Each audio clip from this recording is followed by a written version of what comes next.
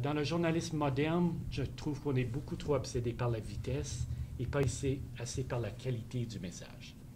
Alors moi, j'aimerais m'attarder un peu plus sur la qualité. J'aime beaucoup la simplicité, mais la simplicité, ce n'est pas la même chose que la superficialité. Et je trouve qu'on mélange les deux souvent. Et surtout, les rédacteurs mélangent les deux.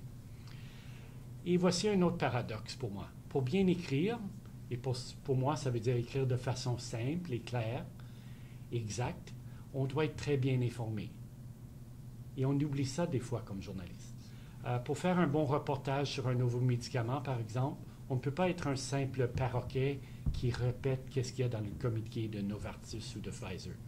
Ces compagnies aimeraient bien qu'on le fasse, mais ce n'est pas ça notre rôle. On doit aller au-delà dans notre traduction. On doit connaître la statistique. C'est quoi au juste une réduction relative de 50 %? Qu'est-ce que ça veut dire? On doit connaître un peu de biologie. Est-ce que l'effet promis est plausible biologiquement? Souvent, je vois des histoires dans le journal, je me dis, c'est fou, c'est pas plausible du tout. Pourquoi on a écrit ce papier-là? On doit connaître notre marché. Quels médicaments existent présentement dans cette famille de médicaments sur le marché? Quand les gens disent que c'est tout nouveau, est-ce que c'est vrai? Souvent, ce n'est pas vrai.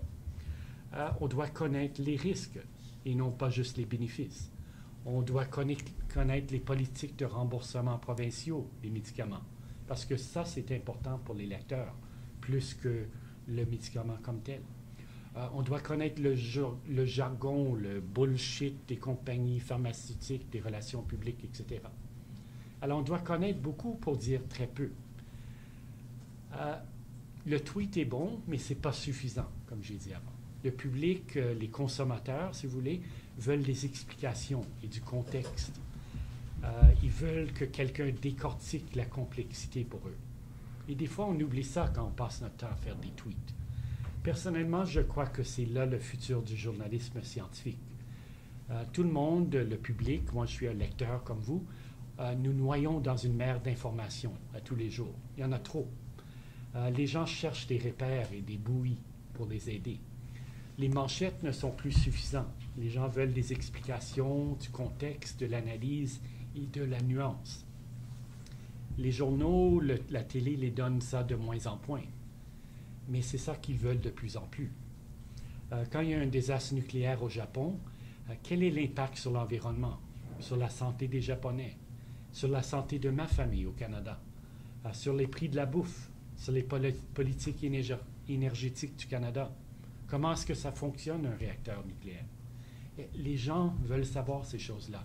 Ils cherchent des explications. Et encore, pour moi, ça, c'est le futur du journalisme scientifique, dans le détail, d'en produire de l'information de qualité, non juste de la quantité. C'est un peu l'antidote à la superficialité qu'on vit ces jours-ci. Alors moi, je vois un peu la pendule revenir et avoir un peu plus de profondeur et de détails dans nos reportages. Mais la question importante qui reste à répondre est celle-ci. Est-ce que les gens vont payer pour cette information? Alors, je laisse cette question-là aux économistes parmi vous et je vous remercie pour votre attention.